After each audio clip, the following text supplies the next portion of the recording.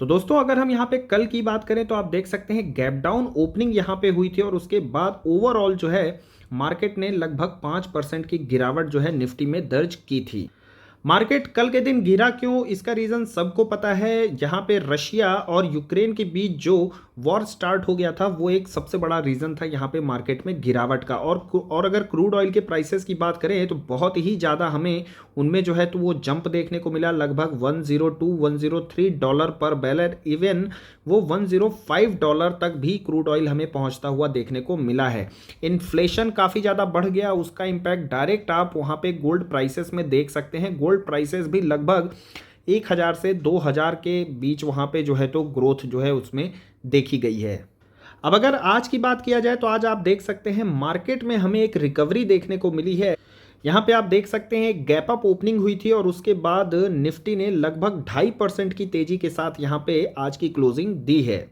और अगर तेजी के पीछे का रीज़न देखें तो रीज़न क्लियर सा है। यहाँ पे आप देख सकते हैं जो सबसे बड़ा रीज़न है वो ये है कि यहाँ पे यूएस ने अपना कोई भी स्टैंड यहाँ पर नहीं लिया है। यही सबसे बड़ा यहाँ पे रीज़न है, क्योंकि जब यहाँ पे वॉर स्टार्ट हुआ था तो वहाँ पर दो चीज़ें एक्सपेक्टेड थी जो कि कंडीशन को और भी ज़्यादा वर्स कर सकती थी। सबसे पहला था कि नाटो का वहाँ पे रिटेलिएशन हमें देखने को मिलता है, यानी कि नाटो भी हमें जो है तो वॉर में एक तरीके से इन्वॉल्व होते हुए देखने को मिल सकता था।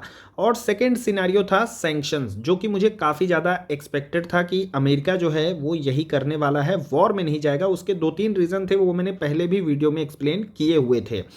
अब बात करते हैं सैंक्शन की, तो यहाँ पे सैंक्शन में भी काफ़ी ज़्यादा सिचुएशन वर्स हो जाती है अगर वहाँ पे उन्होंने एनर्जी पर सैंक्शन लगा दिया होता, क्योंकि यूरोपियन यूनियन की बात करें तो जर्मनी हो गया, ब्रिटेन हो गया, फ्रांस हो गया, ये बहुत ज़्यादा नेचुरल गैसेस जो हैं इंपोर्ट करते हैं रशिया से। और अगर यहाँ पे ये एनर्जी पर उन पे सैंक्शन लगाते तो नेचुरल गैस के जो प्राइसेस थे वो 1 डे में लगभग 20% तक भी अपसाइड हो सकते थे।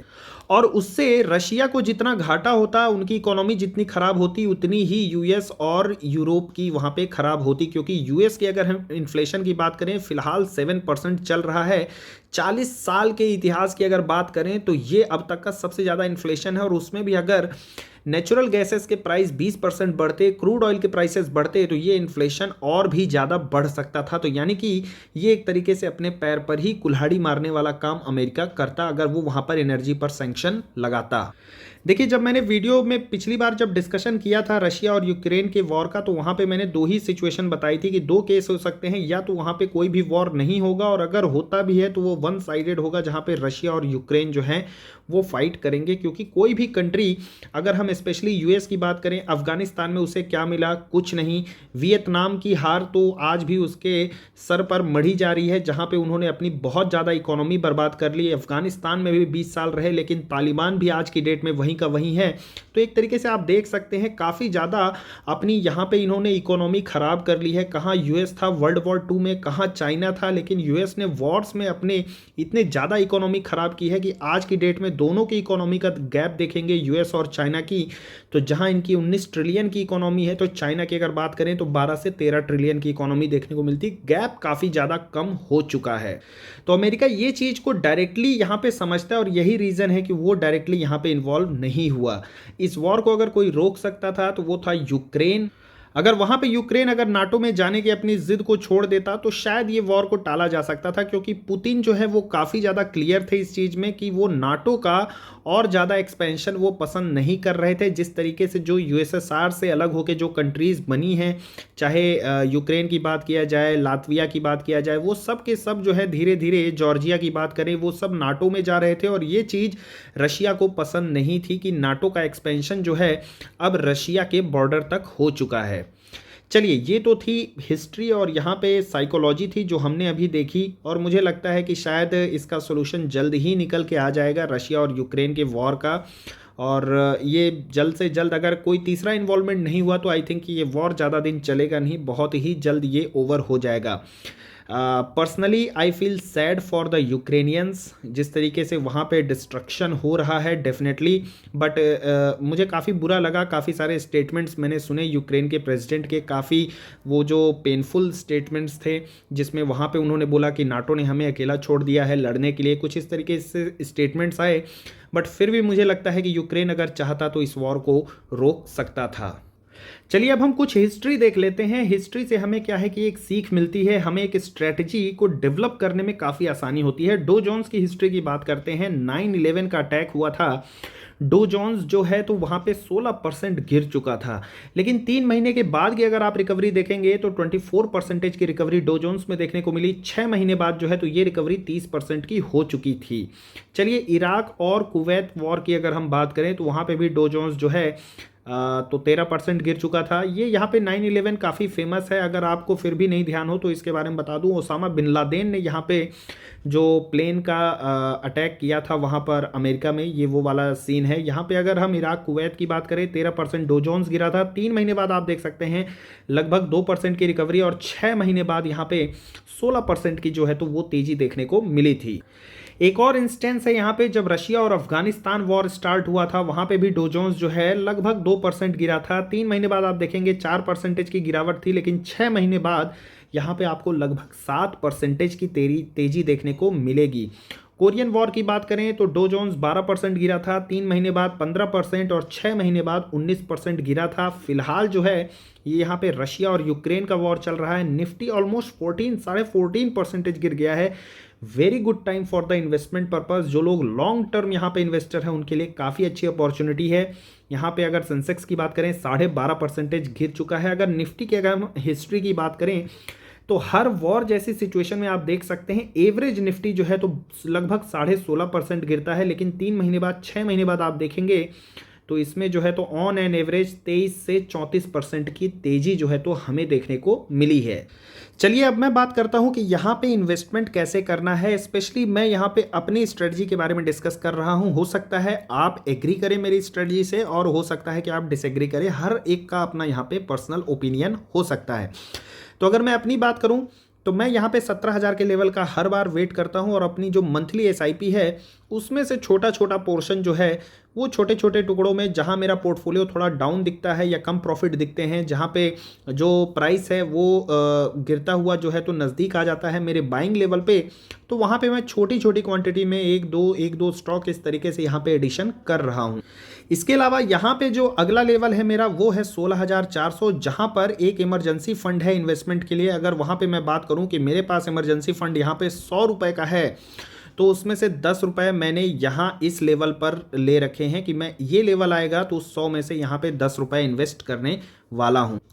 अगले लेवल का मैं वेट करूंगा। 16,000 का लेवल अगर आएगा तो यहाँ पे इस 100 में से मैं 20 का इन्वेस्टमेंट करूंगा। ऐसे ही अगर यहाँ पे 15,500 आता है तो यहाँ पे मैं 30 का इन्वेस्टमेंट करने वाला हूँ। तो यहाँ पे आप देख सकते हैं 10, 20, 30, 30, 30 हो गए 60, और यहाँ पे अगर ये लेवल कभी 15,000 का आता है तो इस 15,000 के लेवल पर मैं रेडी हूँ ये 40 रुपये अपने स्पेंड करने के लिए, जो मैंने स्पेशली यहाँ पे इन लेवल्स के लिए बचा के रखे हैं। तो यही मैं बोलता हूँ कि आपको जो है कैश पे बने रहना है, कुछ इमरजेंसी फंड आपको बचा के रखने हैं, और अपनी मंथली एसआईपी में से छोटी छोटी एसआईपी आप चाहें तो इस लेवल पर कर सकते हैं। ये जो लेवल है ये आपका 17,000 से 16,800 का लेवल है। छोटे छोटे क्वांटिटी में कोई भी स्टॉक अगर इन लेवल्स पर आपको अच्छा गिरा हुआ दिखे तो आप वहाँ पे बाइंग कर सकते हैं। निफ्टी के अगर हम सपोर्ट की बात करें तो आप देख सकते हैं 200 डेमा का ये एक अच्छा जो फिलहाल अभी रेजिस्टेंस बनता हुआ आप देख सकते हैं, यहाँ से रेजिस्टेंस लिया है। सपोर्ट यहाँ पे एक 16,000 का दिख रहा है, 15,500 का ये एक सपोर्ट दिखता है, और एक अच्छा सपोर्ट यहाँ पे 15,000 का ये देखने को मिलता है। तो कोई भी अगर जियोपॉलिटिकल कोई भी वहाँ पे टर्मोइल आता है, अगर कोई डिस्टर्बेंस आता है तो आप एक्सपेक्ट कर सकते हैं कि निफ्टी में भी और फॉल यहाँ पे आपको देखने को मिल सकता है। फिलहाल अगर सिचुएशन एज इट इज़ रहेंगी तो मुझे लगता है कि यहाँ से एक रिकवरी जो है आपको फिर से देखने को मिल सकती है, और मार्केट रेंज बाउंड रहेगा या एक अप ट्रेंड में जाएगा ये तो समय ही बताएगा, क्योंकि इन्फ्लेशन अभी भी काफ़ी ज़्यादा है। तो मुझे बहुत ज़्यादा इसमें अपसाइड देखने को नहीं मिलता है। 17,000 से लेकर के 17,400 300 के आसपास यहाँ पे मार्केट आपको एक रेंज बाउंड में फिर से देखने को मिल सकता है।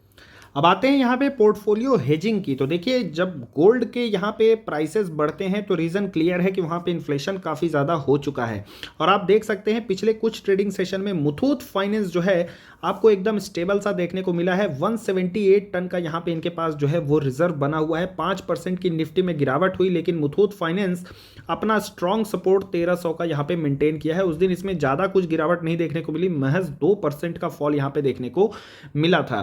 तो डेफिनेटली आप गोल्ड में चाहें तो इन्वेस्ट कर सकते हैं, और अगर स्टॉक में कोई अच्छी अपॉर्चुनिटी देख रहे हैं गोल्ड की तो चाहें तो आप वहाँ पे गोल्ड बीज ले सकते हैं।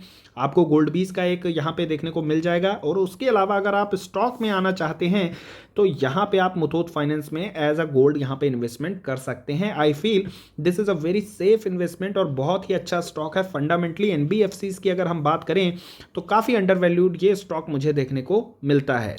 And when it comes for a defensive stock तो वहाँ पे एफएमसीजी स्टॉक्स को याद किया जाता है। अगर यहाँ पे एफएमसीजी स्टॉक्स की हम बात करें, एचयूएल काफ़ी अट्रैक्टिव प्राइस पर फिलहाल अवेलेबल है। इसके अलावा अगर हम बात करें टाटा कंज्यूमर प्रोडक्ट हो गया, यहाँ पे आपका मारिको हो गया, कुछ एफएमसीजी स्टॉक्स हो गए, नेस्ले हो गए, तो इन स्टॉक्स को भी अगर आप चाहें तो अपनी पोर्टफोलियो में जगह दे सकते हैं। और अगर ये ऑलरेडी आपके पोर्टफोलियो में है तो डेफिनेटली इन गिरावट्स में जो है तो आपको यहाँ पे इनको ऐड ऑन करते जाना है, क्योंकि जब इनमें राइज आएगा, इन्फ्लेशन में जब कंट्रोल आएगा तो यही स्टॉक जो है एक अच्छा रिटर्न मोर देन यहाँ पे एफडी के जो रिटर्न्स हैं वो आपको इन स्टॉक्स में देखने को मिल सकते हैं। चलिए बात करें लो बीटा स्टॉक की। रिलैक्सो बहुत ही शानदार कंपनी है। यहाँ पे आप देख सकते हैं बहुत ज़्यादा इसमें जो है तो आपको वॉलेटिलिटी नहीं देखने को मिलती है, और अगर कोई भी स्टॉक 200 डेमा के आसपास आपको मिले तो मुझे लगता है एक बहुत अच्छी वैल्यू बाइंग है उस स्टॉक में। काफ़ी अच्छी वैल्यू बाइंग मैं 200 डेमा के आसपास समझता हूँ। इसके अलावा अगर आप कुछ और लो बीटा स्टॉक्स की बात करें तो आपको बर्जर पेंट देखने को मिलेगा, एशियन पेंट्स देखने को मिल सकते हैं, पीटीलाइट देखने को मिलेगा। तो इन स्टॉक्स को भी आप चाहें तो अपने पोर्टफोलियो में जगह दे सकते हैं।